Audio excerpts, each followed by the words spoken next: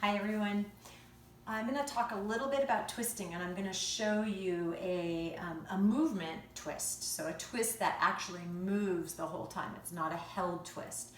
If you're a yoga practitioner, one of the things that we do regularly in a sort of a traditional yoga practice, those are air quotes, are things like Marichiyasana number 3 or revolved triangle, right? These kind of twists, which are great, they're fine. But in real everyday life, when we are going to reach for something, so let's say something's over here on this side and I'm going to reach for it, I'm going to turn a lot of parts of my body.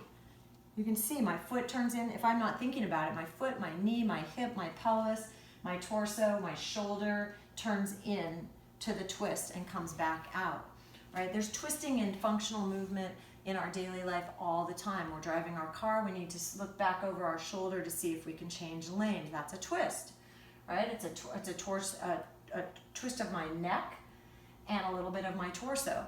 So all day long we're twisting, and in normal sort of human movement terms, we're typically moving in and out of something with a twist. We don't typically get there and hold it for a long period of time.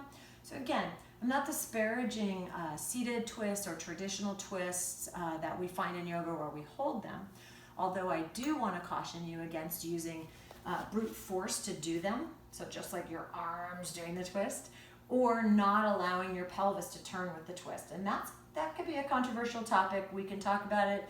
Send me an email if you're questioning that one.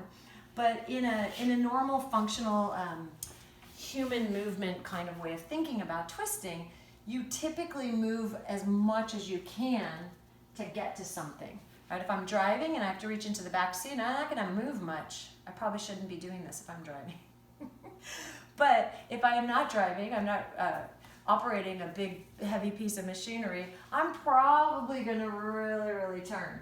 So one of the ways that I explore twists in my yoga and sort of movement classes is actual moving twists as well as held twists. So let's do this one together. You're going to lie down on your mat or the floor.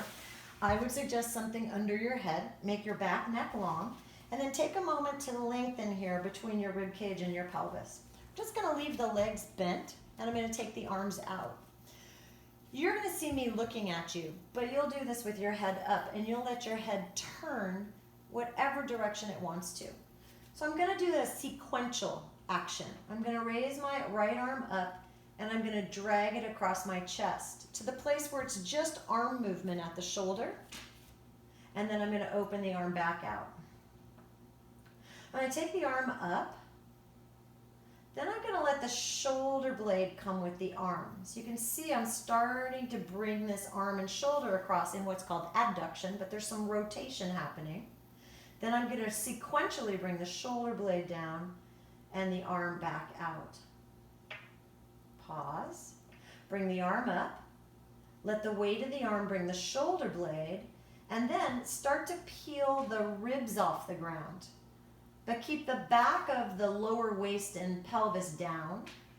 And then starting from the back ribs, I'm going to move the ribs, then the shoulder blade, and then the arm. And then the arm moves, the shoulder blade moves, the ribs move, and now I'm going to come right down into the bottom of my waist. My head starts to twist as well, which is fine. And I'm going to bring the bottom of my waist down, and then my ribs, and then my shoulder blade, and then my arm. I'm going to bring my arm up, my shoulder blade, my ribs, my waist, and now the back of my right pelvis.